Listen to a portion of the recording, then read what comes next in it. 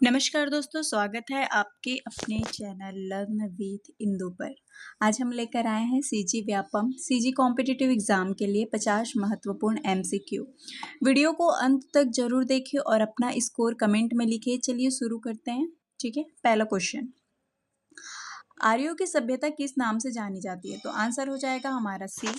दूसरा हो जाएगा, बाल गंगाधर तिलक की पुस्तक the Arctic home of the Aryans के अनुसार आर्य कहाँ के निवासी थे? तो आंसर हो जाएगा हमारा डी, उत्तरी ध्रुव के। सर्वमान्य आधुनिक मतों के अनुसार आर्य मध्य एशिया के किस रास्ते होते हुए विभिन्न समूहों में भारत पहुंचे? तो आंसर हो जाएगा हमारा बी, ईरान। ठीक है, निम्नलिखित में से किस विचारक ने आर्यों को यूरोप का मूल निवासी बताया है? तो आंसर हो जाएगा हमारा विलियम जोन्स, सी। ठीक है, वेदों की टीका के रूप में किसकी रचना की गई थी? तो ब्राह्मण ग्रंथ। ठीक है, उपनिषद एक दार्शनिक ग्रंथ है, इनकी संख्या कितनी है? तो 108, सी हो जाएगा आंसर। उत्तर वैदिक काल, ये आंसर सी हो जाएगा। ठीक है, उत्तर वैदिक काल में चित्रित धूसर मृद भांड के साथ क्या प्राप्त हुए हैं? तो आंसर हो जाएगा लोहे के उपकरण। 8वां क्वेश्चन है, रचना काल की दृष्टि से वैदिक काल को कितने भागों में बांटा गया है? तो कितने भागों में बांटा गया है? 2 भागों में। ठीक है, ऋग्वेद के प्रथम एवं दसम अंतिम मंडल को क्या माना जाता है? क्या माना जाता है? क्षेपक। ठीक है, ऋग्वैदिक काल की तिथि क्या है? तो क्या है तिथि? 1500 से 1000 ईस्वी पूर्व। ठीक है, हिमवत के नाम के किस पर्वत का उल्लेख किया गया है? तो आंसर हो जाएगा हिमालय पर्वत। ठीक है, ऋग्वेद में कितनी नदियों का वर्तमान होने में का उल्लेख मिलता है? तो आंसर हो जाएगा 42। किस नदी को नदीतमा नदियों में श्रेष्ठ कहा गया है? तो आंसर हो जाएगा सरस्वती नदी। ठीक है, नेक्स्ट क्वेश्चन देखते हैं हम।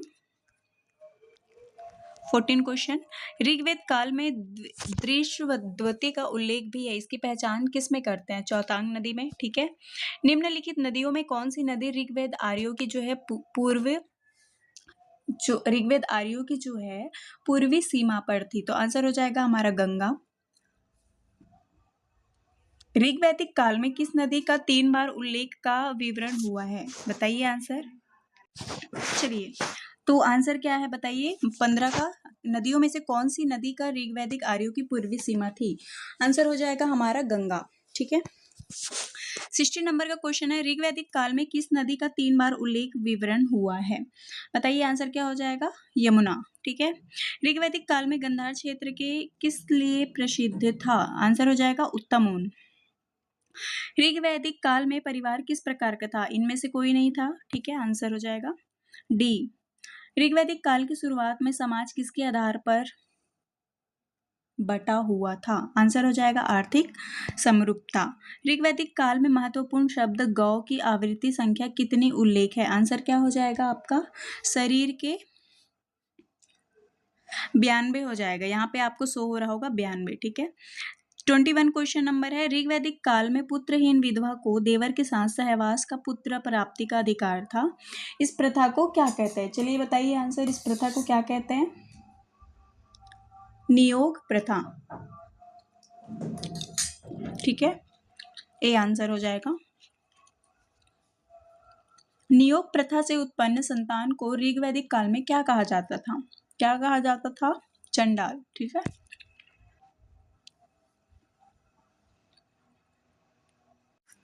फिर है हमारा, ऋग्वेद काल में करम्भ किस देवता का प्रिय भोजन था? पूषण। दलिया हम खाते हैं, लेकिन ये कौन से देवता का था? ये पूषण, ऋग्वैदिक काल में। ठीक है, निम्न में से किस धातु का वर्णन ऋग्वेद काल में नहीं किया गया है? आंसर हो जाएगा चांदी। ठीक है, ऋग्वेद काल में रथ दौड़ किसके आवश्यक अनुष्ठान के रूप में शामिल था? आंसर हो जाएगा राजसूय या यज्ञ। ठीक है, नेक्स्ट क्वेश्चन देखते हैं, ऋग्वैदिक कालीन में परिवार के कुल नेता को क्या कहा जाता था? कुलप कहा जाता था। ठीक है, सी आंसर हो जाएगा डी।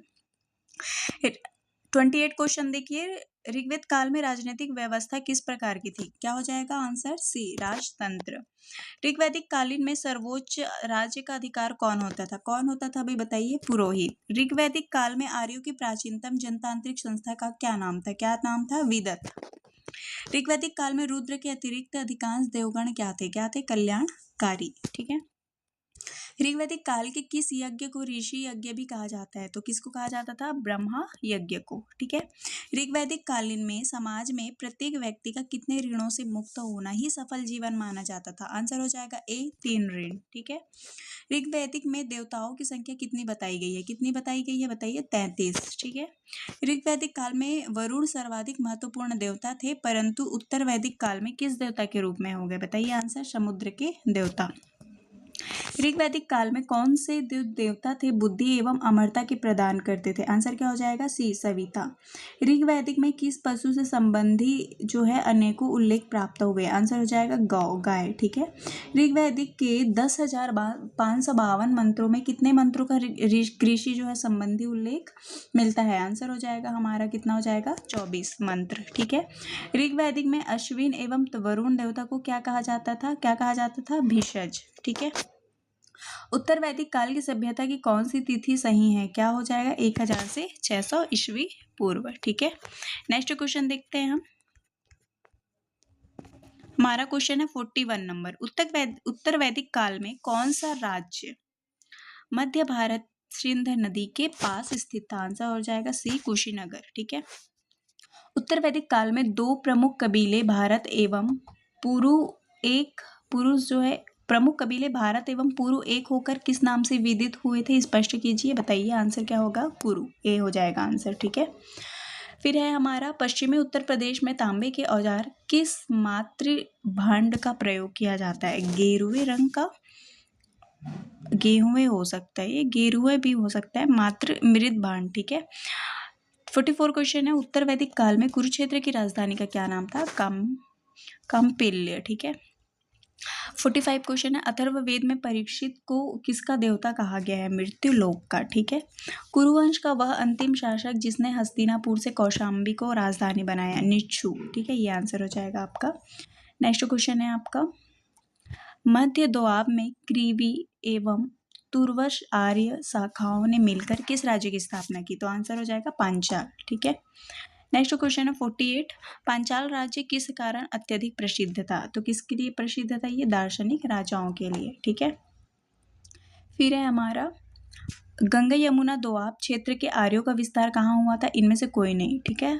ठीक है। ना सरयू होगा, ना विंध्याचल होगा, ना वैतरणी होगा, तो इनमें से कोई नहीं आंसर हो जाएगा हमारा। ठीक है। सिंधु नदी के दोनों तटों पर कौन सा देश या जनपद स्थित था? तो आंसर हो जाएगा मगध। ठीक है। आज के लिए हमारा ये 51 का आंसर क्या हो जाएगा? बताइए आप। उत्तर वैदिक काल में कौन सी व्यवस्था स्थापित हो गई थी? इसका आंसर आप बताएंगे और आप नेक्स्ट कमेंट कीजिएगा, लाइक कीजिएगा, सब्सक्राइब भी करें ताकि आपको ऐसे ही वीडियो के लिए 50 क्वेश्चन के लिए MCQ के लिए आपको नेक्स्ट वीडियो में हम फिर से लेके आएंगे। दोस्तों आपका स्कोर कितना रहा कमेंट में ज़रूर बताएं। वीडियो पसंद आए तो लाइक शेयर सब्सक्राइब और चैनल को सब्सक्राइब करना ना भूलें। मिलते हैं अगले प्रैक्टिस सेट में। धन्यवाद।